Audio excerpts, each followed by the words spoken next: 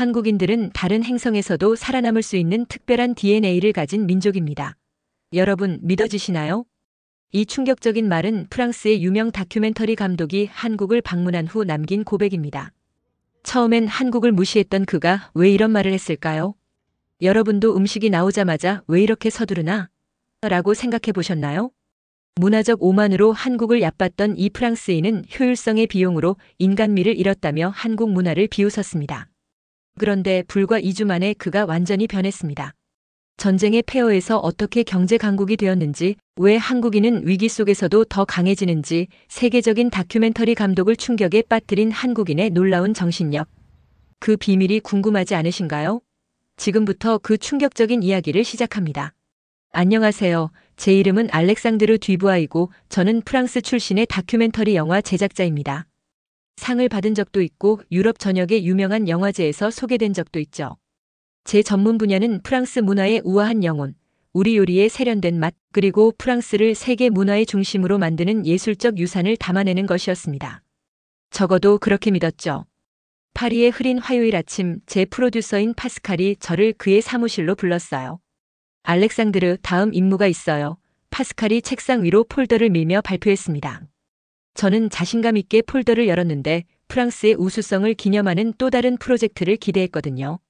제 손가락은 표지 페이지를 보자마자 얼어붙었습니다. 한국의 정신 움직이는 국가. 한국이요?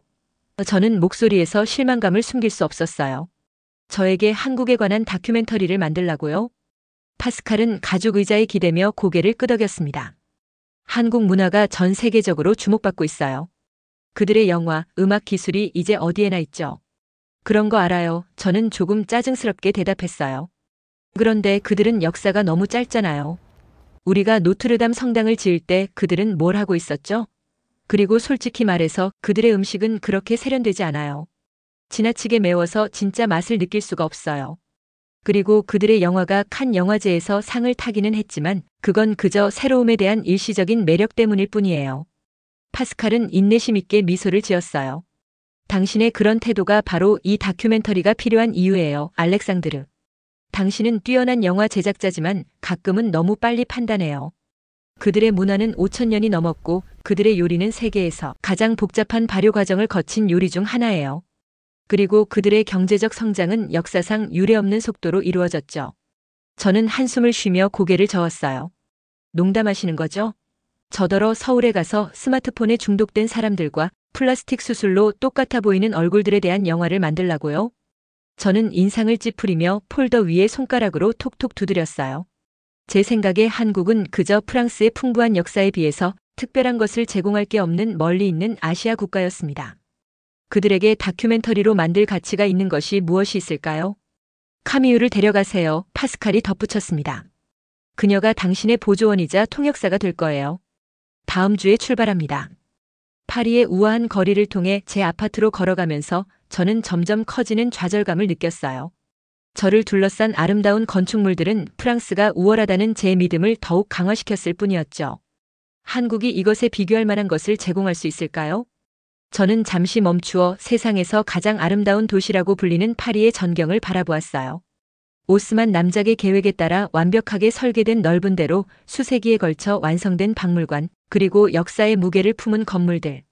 이곳은 혁명이 일어났고 계몽주의가 태어났으며 세계 문화의 표준이 만들어진 곳이었습니다. 그리고 이제 저는 이 모든 아름다움을 떠나 제가 거의 아무것도 모르는 먼 나라로 가야 한다고요? 그것도 제가 전혀 관심 없는 나라로 말이죠. 그날 저녁 저는 작은 카페에서 카미유를 만났어요. 그녀는 저보다 15살 어렸고 대학에서 아시아 언어를 공부했으며 여행에 대해 진정으로 기대하는 것 같았어요. 서울에 항상 가보고 싶었어요. 그녀는 외쳤습니다. 세계에서 가장 효율적인 지하철 시스템 중 하나를 가지고 있다는 것 알고 계셨어요?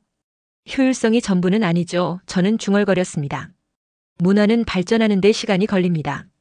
예술이나 요리는 서두를 수 없어요. 이런 새로운 국가들은 그것을 이해하지 못하죠. 카미유의 눈이 커졌어요. 새로운 국가라고요? 알렉상드르, 한국은 수천 년 된 문명이에요. 그들은 세종대왕이라는 위대한 왕이 만든 자신들만의 알파벳을 가지고 있어요. 15세기에 만들어진 거예요. 그 당시 유럽에서는 라틴어를 사용했죠. 그들은 세계에서 가장 오래된 금속 활자 인쇄술을 가지고 있었고 조선시대에는 놀라운 과학적 발명품들을 만들었어요. 제 마음속으로는 이미 한국이 어떤 곳일지 결정했습니다. 혼란스럽고 피상적이며 유럽 문화의 깊이와 아름다움이 부족한 곳이라고요. 저는 붐비는 거리, 영혼 없는 고층 건물, 그리고 삶을 감상하기에는 너무 바쁘게 스마트폰만 쳐다보는 사람들을 상상했습니다. 출발 날이 되자 저는 마지못해 짐을 쌌어요. 샤를 드골 공항에서 카미유를 만났고 그녀가 모험 준비되셨어요? 라고 물었을 때 저는 차갑게 대답했습니다. 이건 모험이 아니라 일이에요. 우리는 가서 그들이 원하는 것을 촬영하고 문명으로 돌아올 거예요. 카미유는 한동안 저를 바라보더니 웃음을 참지 못했어요. 믿을 수 없네요. 그녀가 말했어요. 유럽의 가장 뛰어난 다큐멘터리 영화 제작자 중 한 명이 이렇게 다친 마음을 가지고 있다니요. 세상에는 파리 밖에도 문명이 있다는 걸 알고 계셨어요? 그리고 혹시 모르실 수도 있지만 한국은 세계에서 가장 빠른 인터넷, 가장 혁신적인 스마트폰, 그리고 가장 발전된 자동차를 가진 나라 중 하나예요. 기술이 문화는 아니에요. 저는 짜증스럽게 대답했어요. 맞아요. 카미유가 동의했어요. 하지만 당신이 특정 문화에 대해 아무것도 모른다면 그것을 판단할 자격이 없는 거예요. 그러니 적어도 마음을 열고 가는 척이라도 해보세요. 비행은 길었고 저는 대부분의 시간을 의도적으로 한국 옵션을 피하며 프랑스 영화를 보며 보냈죠. 우리 비행기가 인천국제공항으로 하강하기 시작했을 때 저는 창밖을 내다보았고 잠시 호기심의 불꽃을 느꼈습니다. 그 불꽃은 우리가 공항에 들어서자마자 빠르게 사그라들었어요. 모든 것이 너무 빨리 움직였습니다. 사람들은 목적을 가지고 걸었고 디지털 화면은 어디에나 번쩍였으며 매끄럽고 자동화된 입국 절차는 제게 차갑고 비인간적으로 느껴졌어요. 파리의 샤를 드골 공항과 달리 여기에는 혼란이나 무질서가 없었어요. 모든 것이 효율적으로 움직였고 표지판은 여러 언어로 명확했으며 직원들은 우리가 도움을 요청하기도 전에 도움을 주려고 했습니다. 인천국제공항은 15년 연속 세계 최고의 공항으로 선정되었다는 표지판이 있었어요. 저는 이것이 그들의 효율성에 대한 또 다른 자랑일 뿐이라고 생각했지만 그럼에도 불구하고 인상적이었습니다.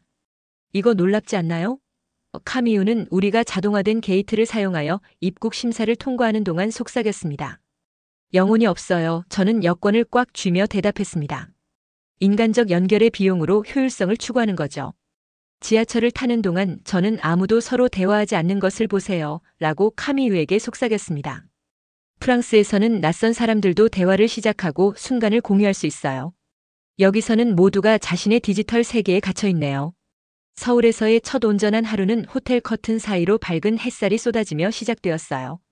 저는 마지못해 침대에서 일어났고 시차 적응과 부정적인 기대감의 무게를 여전히 느끼고 있었죠. 창문을 통해 저는 도시가 이른 시간임에도 불구하고 이미 활기차게 움직이는 것을 볼 수 있었습니다. 저는 창가로 걸어가 아래를 내려다보았어요. 7층에서 보는 서울의 전경은 놀라웠습니다. 현대적인 고층 건물과 아파트 단지가 끝없이 펼쳐져 있었고 그 사이로 공원과 강이 보였어요. 그리고 멀리 산들이 도시를 둘러싸고 있었습니다. 파리의 통일된 오스만식 건물과는 달리 서울은 다양한 높이와 스타일의 건축물로 이루어진 역동적인 도시였어요. 잠시, 아주 잠시 동안이지만 저는 이 도시에 매력이 있다고 생각했습니다. 먼저 정통 한국 음식을 먹어봐야 해요. 저희가 호텔 로비에서 만났을 때 카미유가 제안했어요. 그녀의 눈은 흥분으로 빛나고 있었고 이미 환전도 하고 하루 일정도 계획해 놓았더군요. 그녀의 열정은 제 마음의 꺼림칙함만 더 부각시켰습니다.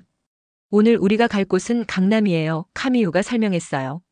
서울에서 가장 현대적이고 부유한 지역 중 하나죠. 사실 강남 스타일 노래 아시죠? 그 강남이에요. 물론 알아요. 저는 눈을 굴리며 대답했어요. 전 세계가 그 우스꽝스러운 말춤을 따라했죠. 그건 그냥 재미있는 노래였어요. 카미유가 웃으며 말했어요. 하지만 그 노래는 실제로 한국 사회에 대한 풍자였다는 걸 아세요? 강남의 물질주의와 과시적 소비를 비판한 거예요. 한국인들은 자기 비판적인 유머 감각이 있어요. 저는 놀랐지만 그것을 보이지 않으려고 했어요. 그렇군요. 저는 무관심하게 대답했지만 실제로는 약간 흥미로웠습니다. 자기 문화를 풍자할 수 있는 능력은 어느 정도의 성숙함을 보여주니까요. 저희는 지하철을 타고 강남으로 갔는데 그곳은 빛나는 건물들과 유행을 따르는 사람들로 가득 찬 현대적인 지역이었어요. 지하철 차량은 티 하나 없이 깨끗했고 디지털 화면은 4가지 언어로 각 정거장을 안내했습니다. 저는 어떻게 모든 사람들이 질서 있게 줄을 서서 목적을 가지고 움직이는지 관찰했어요. 아무도 밀치거나 떠밀지 않았지만 모든 것이 놀라운 속도로 이루어졌습니다. 지하철역을 나오면서 저는 깨끗한 거리와 놀라울 정도로 다양한 상점들에 감탄했어요. 프랑스의 부티크들은 보통 특정 상품에 특화되어 있지만 여기서는 한 상점에서 다양한 종류의 물건을 팔고 있었죠. 그리고 상점들이 얼마나 늦게까지 영업하는지. 파리에서는 대부분의 가게가 저녁 7시나 8시에 문을 닫지만 여기서는 밤 10시나 11시까지도 열려 있어요. 밤문화가 발달한 도시예요. 카미유가 설명했어요. 사람들은 보통 늦게까지 일하고 그 후에 사회생활을 즐기죠. 그래서 많은 가게들이 늦게까지 영업해요. 심지어 24시간 영업하는 식당, 카페, 짐도 있어요. 하지만 그건 건강에 좋지 않잖아요. 저는 반박했어요. 사람들은 언제 쉬는 거죠? 언제 가족과 시간을 보내고 생각하고 삶을 즐기나요? 카미유는 미소를 지었어요. 다르게 생각해 보세요. 그들은 자신의 시간을 더 자유롭게 쓸 수 있어요. 늦게 일어나고 싶다면 늦게 일을 시작할 수 있고 밤에 쇼핑하거나 운동할 수도 있죠. 파리에서는 당신이 아침 9시부터 저녁 5시까지 일하지 않으면 생필품을 살 시간이 거의 없잖아요. 저는 그녀의 말을 생각해 보았어요. 제가 어떤 물건이 필요한데 가게가 이미 문을 닫아서 다음 날까지 기다려야 했던 상황이 몇 번 있었죠. 하지만 그래도 저는 이 끊임없는 활동이 사람들에게 가해지는 압박감처럼 느껴졌어요. 마치 멈추면 뒤처질 것 같은 느낌이랄까요. 카미유는 저를 현대적인 레스토랑으로 안내했는데 의자 대신 매끈한 나무 테이블과 바닥 쿠션이 있었어요. 우리가 앉자마자 서버가 수십 개의 작은 접시들과 함께 나타났어요. 이것들은 반찬이에요. 카미유가 설명했어요. 모든 한국 식사에 함께 나오는 사이드 디시죠. 함께 나눠 먹도록 되어 있어요. 저는 마지못해 김치 조각을 시도해 보았는데 매콤하고 상큼한 맛이 제 입안에서 폭발했어요. 제가 맛을 완전히 이해하기도 전에 테이블에 내장된 그릴에서 우리가 직접 요리해야 하는 얇게 썬 쇠고기가 도착했습니다. 왜 모든 것이 이렇게 서두르는 거죠? 저는 중얼거렸습니다. 완벽한 프랑스어로 된 목소리가 저를 깜짝 놀라게 했어요. 서두르는 것이 아닙니다. 효율적인 거죠. 카미유의 한국 문화 교수님이 추천해 주셨던 현지 안내인과의 약속 시간이 되어 저는 다음 테이블에 친절한 눈과 은빛 머리를 가진 나이든 한국 남성을 만났어요. 그는 미소를 지으며 자신을 박 선생님이라고 소개했는데 수십 년 전에 파리에서 공부한 은퇴한 역사교사였습니다. 함께해도 될까요? 그는 정중하게 물었어요. 프랑스어를 말할 기회가 있은 지 몇 년이 지났네요. 식사를 하는 동안 박 선생님은 교사의 인내심으로 한국 식사 문화를 설명해 주셨습니다.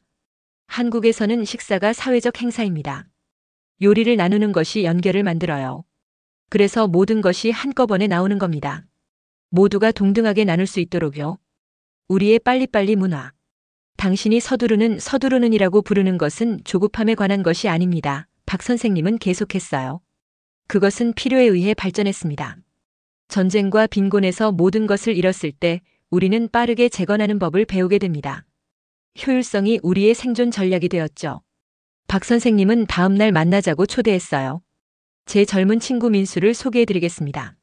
그는 관광객들이 좀처럼 볼 수 없는 한국의 면모를 보여줄 수 있을 겁니다. 저는 거절하고 싶었지만 박 선생님의 부드러운 고집과 카미유의 희망찬 표정이 저를 동의하게 만들었어요. 다음 날 아침 카미유와 저는 대학교 근처의 작은 카페에서 박 선생님을 만났어요.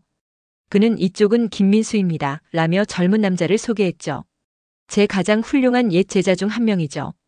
민수는 만나서 영광입니다. 듀부아 씨라고 조심스러운 영어로 말했어요. 박 선생님께서 당신이 한국에 관한 다큐멘터리를 만들고 있다고 하셨어요. 민수는 공학을 공부하지만 주말에는 지역사회 프로젝트에서 자원봉사를 합니다. 박 선생님이 자랑스럽게 설명했어요. 그가 오늘 우리에게 그의 동네를 보여주겠다고 제안했습니다. 저희는 민수를 따라 지하철에 탔는데 그는 지하철 내로 막 들어온 노인 여성에게 즉시 자리를 양보했어요. 지하철은 저희를 서울 중심부의 빛나는 타워에서 벗어나 더 좁은 거리와 오래된 건물이 있는 동네로 데려갔어요. 이곳이 제가 자란 곳입니다. 민수는 우리가 분주한 시장 거리를 걷는 동안 설명했어요. 그는 우리를 작은 상점 앞에 멈추게 했어요. 이곳이 제 부모님의 가게입니다. 그는 자부심이 담긴 목소리로 말했어요. 그들은 25년 동안 이곳을 운영해 오셨습니다. 안에서는 민수의 어머니가 아들을 보자 밝아졌고 그의 칼날을 바로잡고 머리를 쓰다듬었어요. 민수는 사랑스러운 미소로 그것을 받아들였습니다. 작은 가게는 세심하게 정리되어 있었고 민수의 아버지는 카운터 뒤에 서 있었어요. 놀랍게도 민수의 어머니는 저희가 저녁 식사를 하러 머물러야 한다고 주장했어요. 어머니께서 당신들이 꼭 우리와 함께 식사해야 한다고 하십니다. 민수는 번역했어요. 외국인 손님은 우리 집의 축복이라고 하시네요. 저희는 가게 뒤쪽의 좁은 계단을 올라 위층의 소박한 아파트로 갔어요. 집은 깨끗하게 정돈되어 있었고 벽에는 가족 사진이 걸려 있었습니다. 제 부모님은 대학에 갈 기회가 없었습니다. 민수는 조용히 말했어요. 그들은 가족을 부양하기 위해 고등학교 졸업 후 바로 일을 시작했습니다. 그들이 해온 모든 것, 긴 시간, 힘든 일은 제가 그들이 갖지 못했던 기회를 가질 수 있도록 하기 위한 것이었습니다. 이 희생의 무게가 우리 사이의 공기 중에 맴돌았어요. 저는 제가 당연하게 여겼던 제 자신의 교육에 대해 생각했습니다. 저녁 식사가 준비되었을 때 저희는 낮은 테이블 주위에 모였어요. 민수의 할머니가 길 아래의 그녀의 아파트에 도착했는데 세 세대가 마치 이것이 매일 일어나는 일인 것처럼 함께 앉았어요. 저를 가장 감동시킨 것은 가족이 하나의 단위로 운영되는 방식이었어요. 민수가 연구 프로젝트에 관한 문제를 언급했을 때 그의 아버지는 인내에 대한 조언을 제공했고 그의 할머니가 관절염에 대해 언급했을 때 민수는 즉시 그녀를 의사에게 데려가겠다고 약속했어요. 한국에서는 가족이 단순히 피로 맺어진 관계자들의 모임이 아니라 삶의 전체적인 의미와 목적을 함께 나누는 깊은 정서적, 사회적 공동체입니다. 박 선생님은 저에게 설명했어요. 가족은 당신의 기반이고 목적이며 힘입니다. 저는 고개를 끄덕였는데 갑자기 프랑스에 있는 제 부모님과 마지막으로 저녁 식사를 한 지 얼마나 오래되었는지 깨달았어요. 여기서는 민수가 성인임에도 불구하고 그 유대감은 깨지지 않고 필수적인 채로 남아 있었어요. 떠날 준비를 하는 동안 민수의 어머니는 제 손에 직접 만든 김치 포장을 눌러주었습니다. 이 단순한 제스처가 제 안에 무언가 깊은 곳을 건드렸어요. 지하철로 돌아가는 길에 저는 이상하게 조용해졌습니다. 어떻게 생각하세요? 카미유가 물었어요. 내 생각에는 저는 천천히 말했습니다. 여기에 내가 예상했던 것보다 더 많은 것이 있는 것 같아요. 이것은 제 편견의 벽에 생긴 첫 번째 균열이었어요. 한국에서의 일주일 동안 저는 이 복잡한 나라에 점점 더 흥미를 느끼게 되었어요. 카미유는 제가 판단보다 질문을 하는데 더 많은 시간을 보내면서 제 태도가 변화한 것을 알아챘습니다. 오늘 밤 박 선생님은 전통 야시장에서 촬영하는 것을 제안했어요. 좁은 골목길에는 전구들이 줄지어 있었고 공기는 구운 고기, 달콤한 팬케이크의 향기로 가득 차 있었어요. 저는 카메라를 호떡을 능숙하게 뒤집는 노인 여성에게 초점을 맞췄어요. 그녀가 제 카메라를 알아챘을 때 그녀는 미소를 지으며 저에게 더 가까이 오라고 손짓했고 자랑스럽게 그녀의 기술을 보여주었어요. 하늘은 점점 더 어두워졌고 제가 카메라 설정을 조정하고 있을 때 첫 빗방울이 제 뺨에 떨어졌어요. 카미유가 장비를 정리하자고 제안했지만 저는 몇 분만 더요 라고 고집을 부렸어요. 그 결정은 큰 실수로 드러났습니다. 몇 초 안에 부드러운 빗방울은 폭우로 변했어요. 카메라. 저는 물이 제 비싼 장비 위로 튀자 심장이 빠르게 뛰며 소리쳤어요. 그 다음에 일어난 일이 모든 것을 바꾸었습니다. 한마디의 말도 없이 시장 상인들이 행동에 나섰어요. 호떡 장수는 제 삼각대를 잡았고 어묵을 파는 노인은 빠르게 비닐 시트를 제 카메라 가방 위로 당겼으면 수제 스카프를 파는 젊은 여성은 자신의 상품을 사용하여 제 주 카메라를 닦았어요. 더 많은 상인들이 합류하여 인간 사슬을 형성했고 몇 분 안에 모든 것이 안전한 상태가 되었습니다. 저는 방금 펼쳐진 조직적인 노력에 완전히 놀랐어요. 아무도 그들을 지시하지 않았는데도 그들은 단순히 어려움에 처한 누군가를 보고 원활하게 협력하여 도왔을 뿐입니다. 노인 상인이 우리를 작은 만두 가게로 초대했고 안에는 폭풍우를 피한 다른 사람들이 벤치에 꽉 끼어 있었어요. 상인의 아내가 사람들에게 작은 수건을 나눠주었고 분비는 가게 뒤쪽에서 전달된 뜨거운 차 한 잔이 제 손에 나타났습니다. 박 선생님이 조용히 말했어요. 한국 전쟁 동안 그리고 1990년대의 경제적 어려움 동안 다시 사람들은 서로 돕는 것으로 살아남았습니다. 그것은 본능이 되었죠. 저는 작은 가게 주변을 둘러보았는데 그곳에서는 낯선 사람들이 음식을 나누고 서로의 전화를 충전하고 가장 필요한 사람들에게 마른 재킷을 제공하고 있었어요. 이 작은 가게 안에서 저는 낯선 사람들 사이에서 완전한 안전함을 느꼈습니다. 폭우가 마침내 이슬비로 줄어들었을 때 가게 주인은 저의 지불을 거부했어요. 우리가 다시 축축한 시장으로 걸어 나갔을 때 상인들은 이미 다시 문을 열고 서로 다시 설치하는 것을 돕고 있었습니다. 저는 내면에서 깊은 감정이 일어나는 것을 느꼈습니다. 제가 멈출 수 없을 정도로 말이 터져 나왔습니다. 한국인들은 이 특별한 DNA로 다른 행성에서도 살아남을 수 있을 거예요. 카미우가 웃으며 긴장을 깼어요. 알렉상드르 듀부아, 그게 당신 말이에요? 일주일 전에 한국의 문화부재에 대해 불평했던 그 사람이? 제가 틀렸어요. 저는 인정했습니다. 완전히 틀렸어요. 박 선생님은 부드럽게 미소를 지었어요. 이것이 우리가 다큐멘터리를 만드는 이유 아닐까요? 처음에 보이는 것보다 더 깊은 진실을 발견하기 위해서죠. 그날 밤 호텔에서 우리의 영상을 검토하면서 저는 새로운 눈으로 한국을 보았습니다. 지하철에서 서두르는 사람들은 단절된 것이 아니었어요. 그들은 가족에게 돌아가기 위해 효율적으로 움직이고 있었습니다. 레스토랑에서의 빠른 서비스는 비인격적인 것이 아니었어요. 그것은 모든 사람의 소중한 시간을 배려하는 것이었습니다. 공유하는 반찬들은 혼란스러운 것이 아니었어요. 그것들은 연결과 공동체의 표현이었습니다. 한국에서의 마지막 주는 활동의 물결 속에 지나갔어요. 새롭게 발견한 개방성으로 저는 각 촬영 장소의 판단이 아닌 진정한 호기심으로 접근했습니다. 제 카메라는 이전에는 놓쳤을 이미지들을 담아냈어요.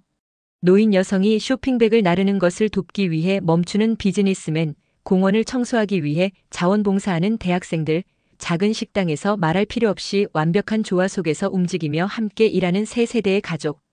어느 저녁 저희는 자정까지 열려있는 도서관을 방문했어요. 안에서는 모든 연령대의 학생들이 강한 집중력으로 공부하고 있었습니다. 그들의 열정을 보세요. 제가 촬영하면서 카미우에게 속삭였어요. 파리에서는 젊은이들이 이 시간에 카페나 클럽에 있을 거예요. 다음 날 저희는 한강을 따라 촬영했는데 그곳에서는 서늘한 가을 공기에도 불구하고 가족들이 피크닉 담요를 펼쳤어요. 가까이에는 고대 산들을 배경으로 현대적인 고층 건물이 솟아올랐는데 그 대비는 더 이상 제 눈에 어색하지 않고 옛것과 새것의 조화로운 균형으로 아름다웠어요. 프랑스에서는 현대 생활과 분리하여 역사를 보존합니다. 저는 수백 년 된 정자 앞에서 셀카를 찍는 10대들을 보면서 박 선생님에게 말했어요. 여기서는 과거와 현재가 함께 존재하는 것 같습니다. 우리는 선택의 여지가 없었어요. 박 선생님이 설명했습니다. 전쟁이 많은 것을 파괴한 후 우리는 빠르게 재건해야 했죠. 우리는 옛것과 새것을 분리해서 유지할 여유가 없었어요. 우리는 그것들이 공존할 방법을 찾아야 했습니다. 마지막 날 박 선생님은 저희를 그의 집으로 초대해 전통적인 저녁 식사를 했어요. 낮은 테이블에 앉아 있을 때 저는 쉽게 이름 붙일 수 없는 감정의 물결을 느꼈어요. 한국 문화를 특별하게 만드는 것이 무엇인지 생각해 왔어요. 저는 식사를 나누면서 말했습니다. 제가 도착했을 때 저는 프랑스 문화에서 제가 가치 있게 여기는 깊이와 아름다움 없이 속도와 기술에만 초점을 맞춘 사회를 찾을 것으로 예상했어요. 저는 잠시 멈추고 적절한 단어를 찾았어요. 대신 저는 다르지만 똑같이 깊은 무언가를 발견했습니다. 어려움을 힘으로 변화시키고 어떤 도전에도 견딜 수 있을 만큼 강한 공동체와 가족 유대를 구축한 문화를요. 박 선생님의 아내는 제 그릇에 더 많은 음식을 담으면서 부드럽게 미소를 지었어요. 당신의 다큐멘터리가 이것을 보여줄 건가요? 박 선생님이 물었습니다. 네, 저는 약속했어요. 하지만 그것은 다른 것도 보여줄 거예요. 다른 나라에 직접 가보기 전에 자기 문화가 최고라고 믿었던 한 고집 센 프랑스인이 어떻게 생각을 바꾸게 되었는지도 담을 거예요. 그 저녁은 이야기와 웃음이 전통 막걸리만큼이나 자유롭게 흐르며 밤늦게까지 이어졌어요. 떠날 시간이 되었을 때 박 선생님의 아내는 알렉상드르가 프랑스로 돌아간 후에도 김치를 제대로 즐길 수 있도록 김치를 어떻게 먹어야 하는지에 대한 안내를 적어서 함께 주었습니다. 서양인이 김치를 처음 접할 때 어떻게 보관하고 섭취해야 할지 모를 수 있기 때문에 친절하게 설명서를 함께 준 것입니다. 한국을 기억하도록 그녀는 조심스러운 영어로 말했어요.